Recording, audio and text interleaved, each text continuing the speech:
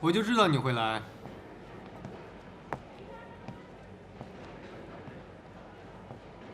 走吧，进去吧。不用进去了，我来就是要告诉你，你不用白费劲了。你不是说不喜欢我吗？那现在看看这个珠宝展又怎么样？你是怕想起雨林里的事吗？还是说你怕你藏不住自己的感情？是，在雨林的时候，我是对你有好感，那是因为特殊的环境让我们产生了错觉。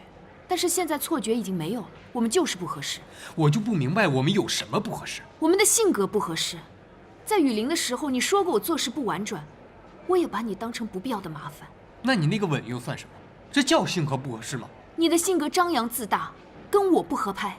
哪个男人在自己喜欢的女人面前不自大？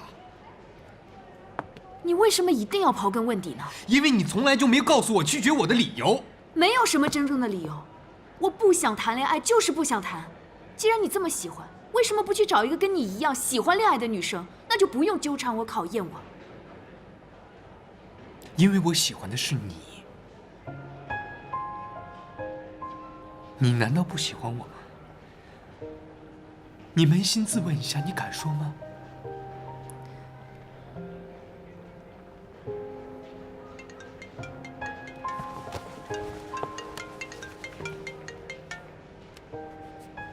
喂，小杰，爸爸生气，妈，怎么了？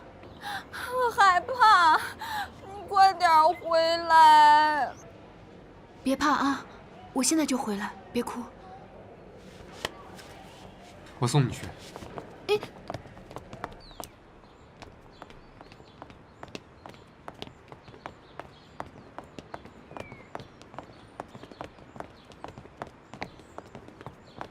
我要找小杰，月月，我要找小杰。哎，月月，小杰，你回来的正好，你妈闹脾气啊。爸爸生气，我害怕。爸爸生气。我没说你，月月，我是说那坏蛋呢。我们回去再说啊。听话，听话。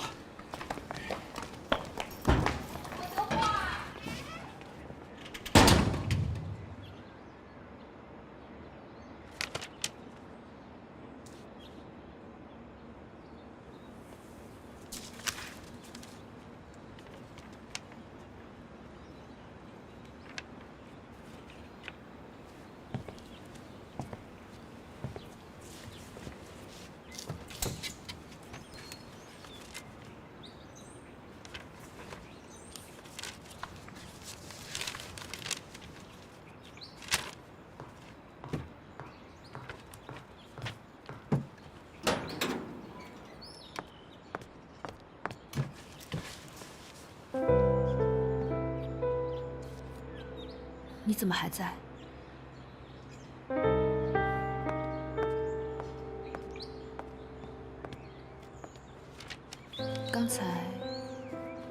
刚才那个就是我妈妈，没有办法正式介绍给你，你也看到了，因为情况不合适。所以这就是你拒绝我的理由，是吗？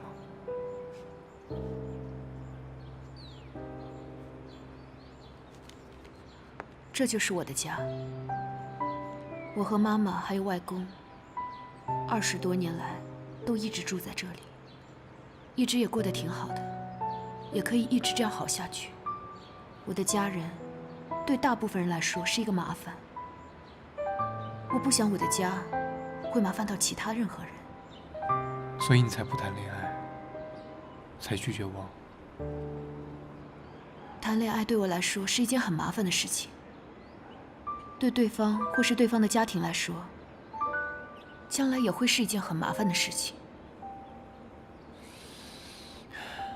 可是你为什么不能先听听我的结果呢？就这样擅自做决定啊？我不想别人做任何为难的决定，也不想做了这个决定之后，将来有一天会后悔。也许我的决定跟你想象的结果是完全相反的。玉芝，我跟你认识的时间很短，这么短的时间，我没有信心让你做出一个这么慎重的决定。与其等着将来后悔，不如就停在做决定之前。你真的不用太悲观。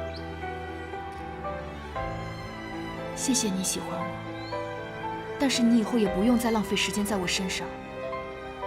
你是一个很潇洒的人，你的生活应该更轻松一些。其实，我们本来就不在一个世界。再见。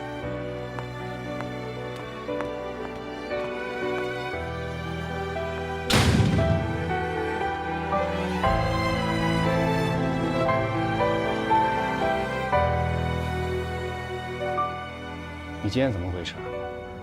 高慧对我发了一通小姐脾气，来，给我来杯一样。如果高慧对我有什么误会的话，我去跟她解释。玉芝，你这不是跟人谈合作的态度啊！在现在这个点，对我们来说最重要的是跟合作者保持好关系。你觉得你现在这样去跟人家谈合适吗？我爱上一个女孩。